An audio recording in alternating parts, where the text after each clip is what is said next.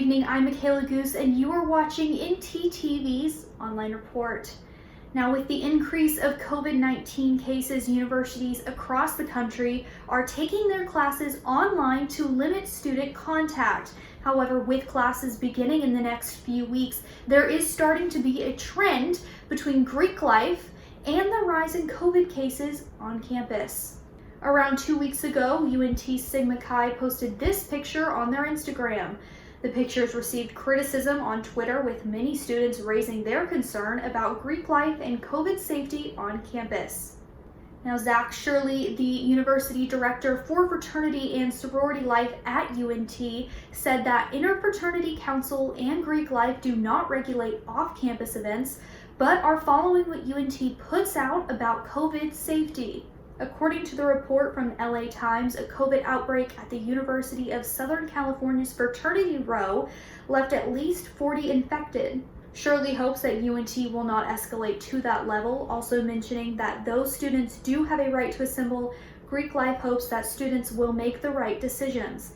The Center for Fraternity and Sorority Life is actively figuring out ways to educate the community, and to read more about it, you can go to northtexastelevision.com/news.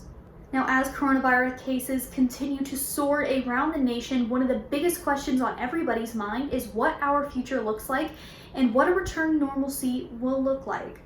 But Dr. Deborah Birx with the White House Coronavirus Task Force is warning of a new phase of the pandemic the U.S. is entering right now. There are more than 4.6 million known coronavirus infections in the U.S., according to Johns Hopkins University.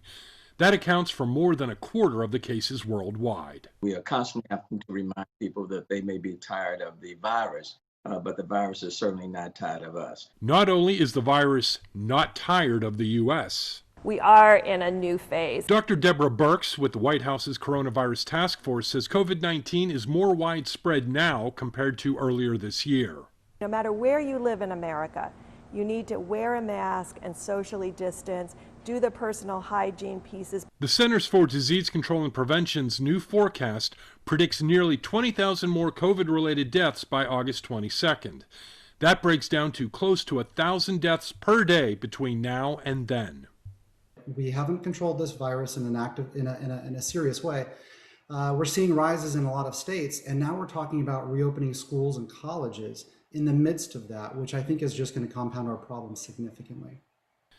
And some health experts say stay-at-home restrictions may be necessary.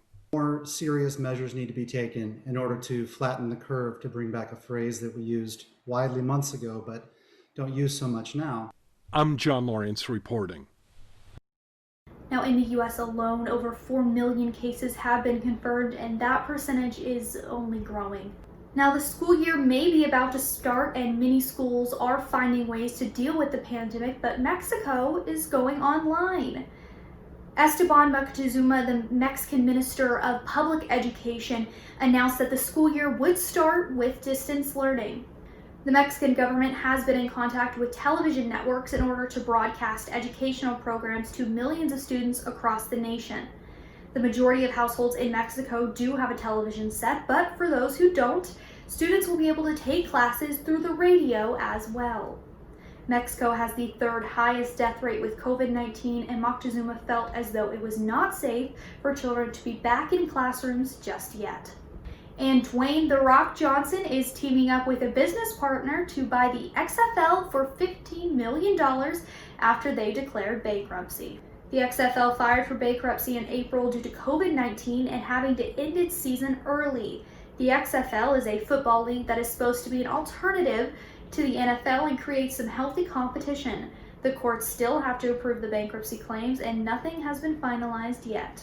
And the Dallas Mavs are making themselves comfortable in Orlando after clinching their first playoff spots in nearly 5 years. Though the Mavs have lost their last 2 games, they have managed to get a spot in the playoffs after Memphis fell to San Antonio. This will be the first time the Mavericks have had the playoffs since 2016. They are set to play the Sacramento Kings tomorrow at 1:30 Central Time.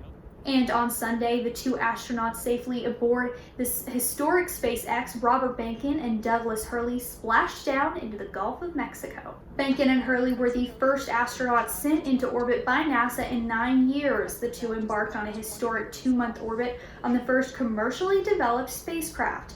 NASA also plans to keep this new phase of spaceflight going in the future. Splashdown.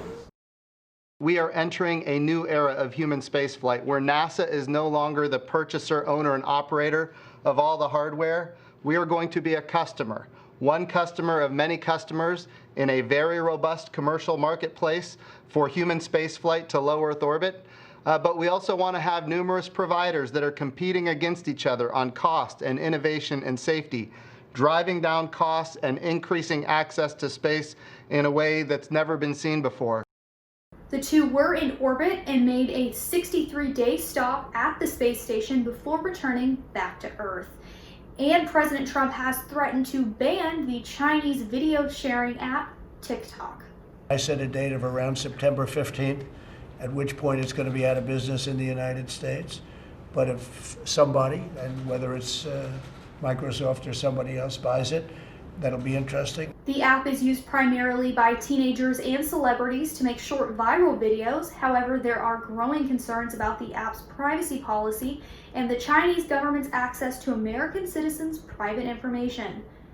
There has been talk about banning the app before, but now other companies such as Microsoft seem to be interested in buying the US division of the app. Microsoft put out an official statement saying they were still pursuing the deal on Sunday. And that is all we have for you guys tonight. Thank you so much for watching. Be sure to follow us on Twitter at ntTV_news for all the latest. Join us again tomorrow for another ntTV online report. And everyone, wear your masks and have a good night.